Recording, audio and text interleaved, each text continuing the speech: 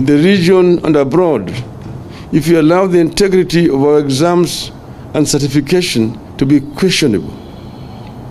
And the truth is that these are getting questioned. We have therefore written to the following bodies.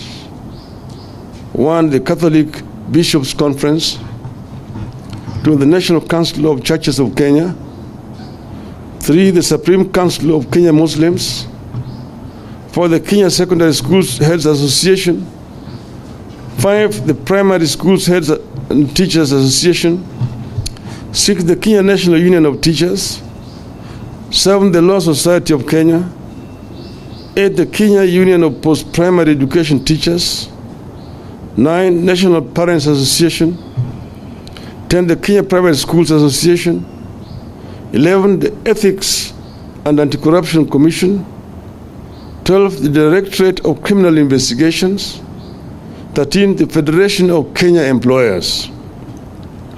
We know the role of churches and other religious organizations in the education sector since the beginning of last century.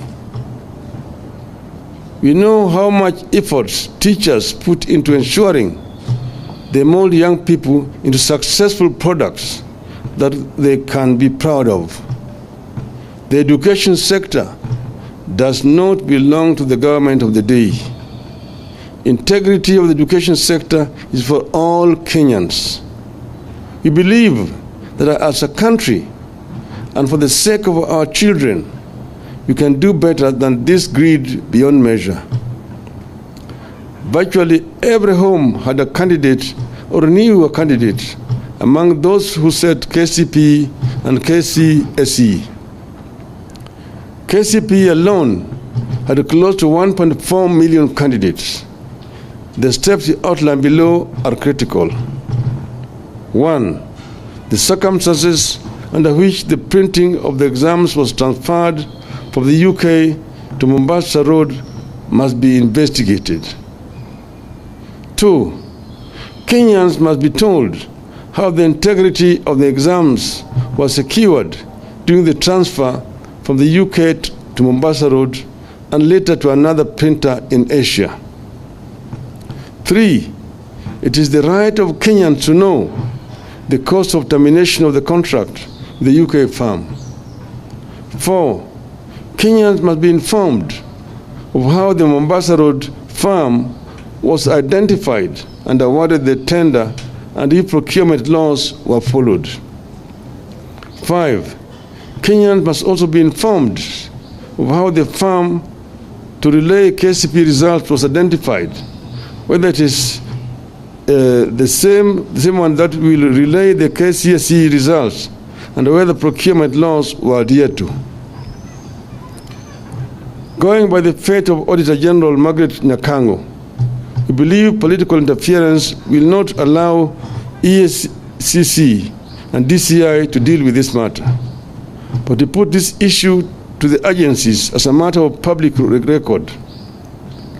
And the warning must go out there that in another era, all will be held accountable, including these criminals.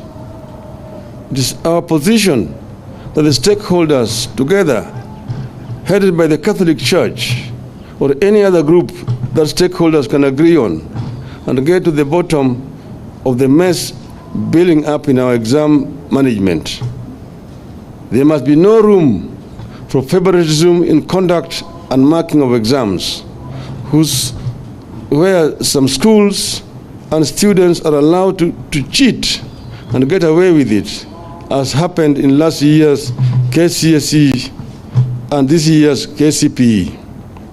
Sanity, integrity, and dignity must return to exams. The buck stops with His Excellency, Mr. William Ruto.